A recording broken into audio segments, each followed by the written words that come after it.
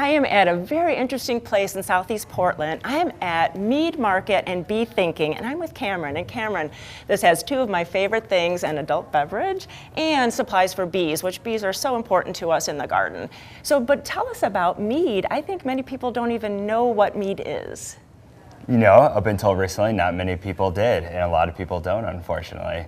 But mead is the oldest fermented beverage in the world, and it's just coming back in overwhelming popularity these days. So even before Egyptian times? We're talking Egyptian and quite possibly before written history. Wow. And then what's interesting about it, it's made with honey. That's correct. It's the core. It's the primary fermentable sugar in anyone that to make it a mead. At least 51% honey or greater. Wow. So that's why we have this honeycomb here, because you have to start with bees. And really, if you have a beehive, you can really make this for pennies in your own home. You can. If you have water access out of a tap and you have a beehive in your backyard and a little packet of yeast, you can make mead. And very simply, you can just dilute the honey and water and apply a little yeast packet. And then 2 weeks later, you can have bubbling fermented beverage. Oh, wow. And I see from this poster that there's like different flavors that you could do too. And you have such a big supply that you make and that you also bring in. You bring up a really great point. If you look at the mead poster alone right here, shows up just a handful of the infinite amount of subcategories that mead is from all different eras of human civilization and history from all corners of the world. I noticed that you have two here. So what are these? These are two of my current favorite meads available here in North America. What I love about these two meads, they really represent New World and Old World styles of mead.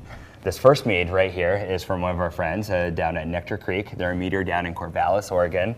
And this is a session level mead. One of the biggest growth of mead is much like what cider went through just a few years ago. Session being under 10% carbonated and oftentimes dry. Just think of your favorite after work beer.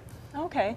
And really, we should say, are they all sweet? Because you think honey, they're all going to be sweet, but maybe not so? Not necessarily. We can think of grape juice as being sweet, but some of our favorite wines are bone dry. Right, we think of all grain mash to make beer is really kind of oatmeal-y and porridgey and sweet, but when we drink it, it could be bone dry. Same with mead, is how much sugar can be eaten by the yeast to produce alcohol. And the more alcohol that could be produced, oftentimes is the drier the mead. So maybe we could try it. That would be great. All Fantastic. Right. And it's really interesting that this is from Corvallis.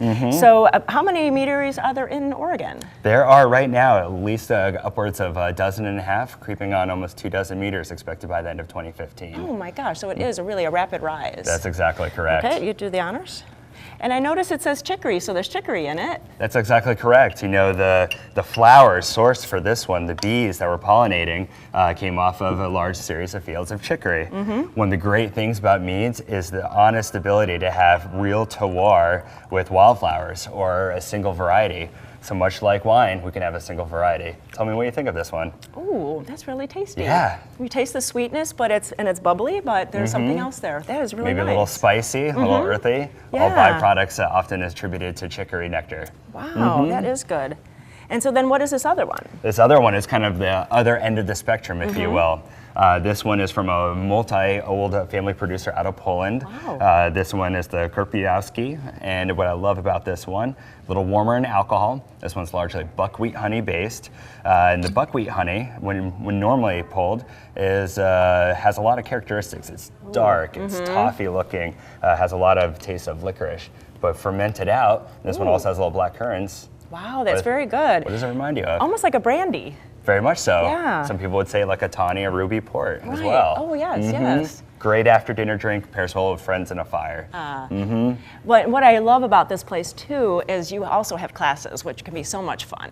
They're incredible. You know, our mead making classes are almost sellouts every time we give them, and it's from a wide range of homebrewers that come to people who are backyard and urban beekeepers who have all this extra honey in their backyard. What do I do with it? Right. I can make home alcohol. And that's what's really wonderful about the class. It's open for everybody. And also they have beekeeping classes, which is another end of the spectrum, so you can marry those both together and come for classes for both. Very much so. The Bee Thinking brand beginning beekeeping classes are our most coveted classes, and not necessarily for people who want to keep bees, but want to be pollinator aware and interested in keeping bees and what the honeybees mean to our society. Oh, definitely. And as gardeners, they're always so important to us too. Excellent. Well, if you have any other questions, please go to gardentime.tv. We'll click you over their website and get all the information, come out to the store, pick up some mead, and really do some taste testing at your house too. Thanks so much. My pleasure. Thank you so much for having me. Oh, you're welcome.